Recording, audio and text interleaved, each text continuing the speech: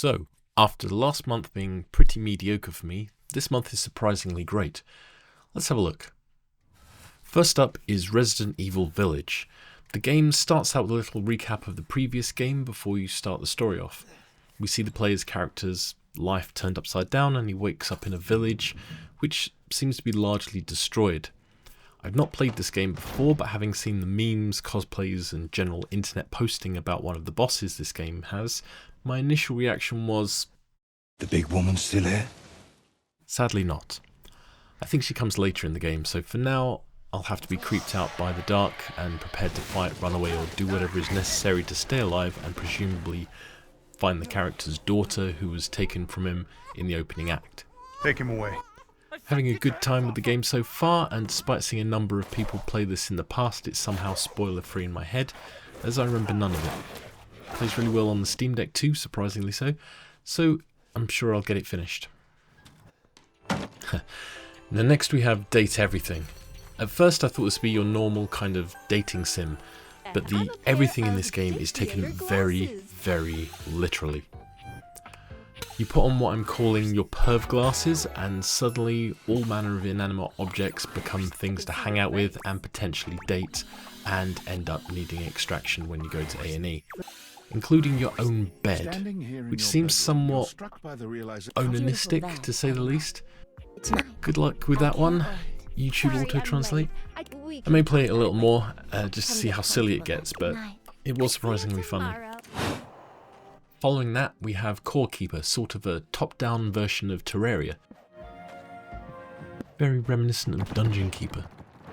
You're exploring your way through the dark to build better gear, fight things, and I'm guessing you have to find cores to activate the shrines in the starting area. I'll play through this some more this month, I'm sure, especially on Steam Deck where it's a lot of fun. Next is StarVaders, a game where enemies move down the screen like Space Invaders and you have to fight them off with cards. There's an interesting heat mechanic that causes certain cards to burn, and you get junk cards in your next hand if you get attacked. An interesting enough game, though not really for me. Now, Squirrel With A Gun. I can hear Rutger Hauer's voice in my head when I read the title. It's a very silly platformer, and I particularly like that you can use the recoil from the gun to keep jumping in the air, like rocket jumping in Doom but with less death. I said less, I fell off the platforms quite a lot.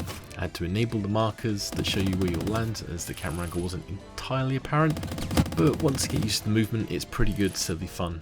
Collect the acorns, unlock stuff, and if you'll pardon the pun, go nuts. Steamworld Build is a nice enough city builder.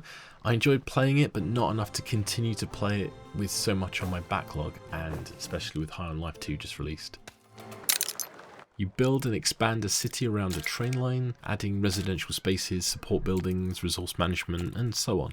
The tutorial is pretty in-depth and gets you started, so if you're looking for a city builder, it's worth checking out. Now, I have friends who play the bus simulator games, though they tend to be role-playing when they do. For me, I'm not sure it's the sort of game I'd enjoy playing.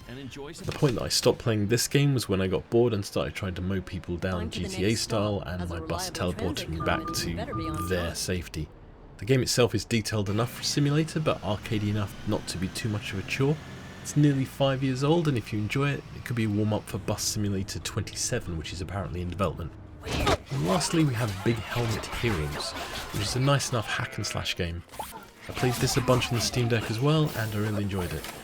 You take two characters, which you can swap between, and plough your way through hordes of mobs, rescuing new playable characters and picking up different weird and wonderful weapons as you go.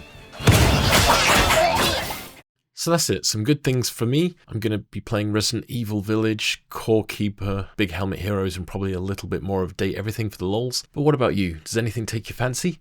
Let me know in the comments below, and as ever, stay safe, and I'll see you next time.